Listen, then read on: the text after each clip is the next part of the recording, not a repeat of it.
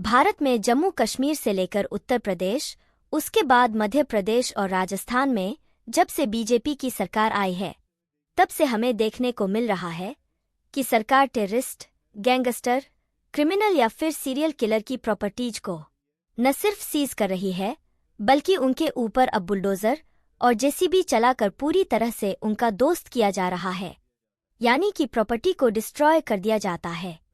जो भी व्यक्ति सरकारी प्रॉपर्टी को नष्ट करने या फिर दंगे फसाद करके पब्लिक प्रॉपर्टी को नुकसान पहुंचाने की कोशिश करता है, उसकी प्रॉपर्टी के ऊपर तो सबसे पहले बुलडोजर चला है। वहीं पर भारत का जम्मू कश्मीर पिछले कई देशों से आतंकवाद फेस कर रहा है। वहां पर तो जिस भी घर में आतंकवादी पाए जाते हैं, उसे घर को सबसे पहले आरपीजी फायर से पूरी तरह से नष्ट कर दिया जाता है और घर आग के हवाले हो जाता है। इसके बाद इजरायल में भी देखने को मिलेगी और इजरायल से खबर निकल कर आ रही है।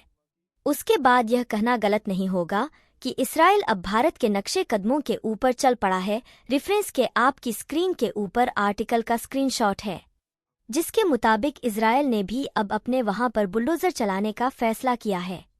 दरअसल इजरायल में इस समय युद्ध की स्थिति सिर्फ गाजा पट्टी के ऊपर बनी हुई है, जहां पर आज की डेट में हम आज एक्टिव है। बाकी का इसराइल और फिलिस्तीन जो वेस्ट बैंक का एरिया है, वह अभी भी शांत है और वहां पर युद्ध बिल्कुल नहीं हो रहा है, मगर वहां पर भी बीच बीच में एक दो आइसोलेटेड हुए जाते हैं, जिससे वहां पर भी तनाव की स्थिति पैदा हो जाती है। इजराइल में जो ईस्ट जेरूसलम का रीजन है, इसके ओवरऑल सिक्योरिटी इजराइल की पास है। ये इलाका पूरी तरह से शांत चल रहा था, लेकिन इसी साल फरवरी महीने में फदी जमजम नाम का एक फिलिस्तीनी लड़के ने पब्लिक बस स्टॉप के ऊपर अचानक से फायरिंग स्टार्ट कर दी थी, जिसमें 2 व्यक्तियों की जान चली गई थी, जबकि 4 गंभीर रूप से घायल हो गए थे। हालांकि अटैक करने के बाद उसको उसी बस स्टॉप के ऊपर ही इजरायली डिफेंस फोर्सेज के ऑफ ड्यूटी सोल्जर ने उसको मार ही रहा था।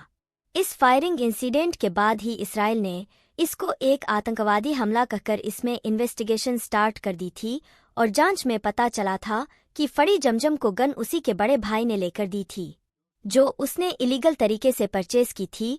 अब जो ईस्ट जेरूसलम का यह रीजन है, यहाँ पर 40% जूस रहते हैं, जबकि 60% अरब फिलिस्तीनी रहते हैं।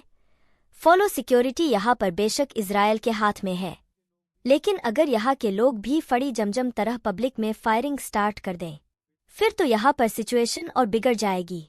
इसलिए इस केस में एग्जाम्पल सेट करने के लिए इसराइल ने क्या कर दिया कि फदी और उसका भाई ईस्ट जेरूसलम में जिस घर में रहते थे, उसको ही डिमोलिश करने का फैसला कर दिया और उसे घर को पूरी तरह से तोड़फोड़ दिया है। इजराइल अथॉरिटीज ने घर के ऊपर जेसीबी और बुलडोजर चलाकर आसपास के सभी अब फलस्तीनियंस को एक एग्जाम्पल सेट करके बता दिया कि अगर वह भी बगावत की कोशिश करते हैं, किसी आतंकी घटना में शामिल होते हैं या कोई इलीगल एक्टिविटी करते हैं, तो उनकी प्रॉपर्टी को भी इसी तरह से डिमोलिश कर दिया जाएगा। अब होता क्या है कि घर किसी भी फैमिली का बहुत ही बड़ा इमोशनल एसेट होता है। घर ही डिमोलिश कर दिया जाए तो फिर बाकी की फैमिली भी सर के ऊपर धक्के खाने के लिए आ जाती है या फिर कई दिनों तक भटकना पड़ता है। इसलिए इसराइल अब आतंकी घटना या फिर इलीगल एक्टिविटी में शामिल होने वाले लोगों के घरों को ही डिमोलिश करने लगा है, क्योंकि ऐसा कुछ हमने भारत के उत्तर प्रदेश में काफी समय पहले ही देख लिया है। जो चीज इसराइल आज की डेट में कर रहा है, वह योगीराज में पिछले कई सालों से हो रहा है। वैसे आपका लगता है कि क्या यह सही आइडिया है? हाँ या फिर ना, नीचे कमेंट करके अपनी जरूर बताएं।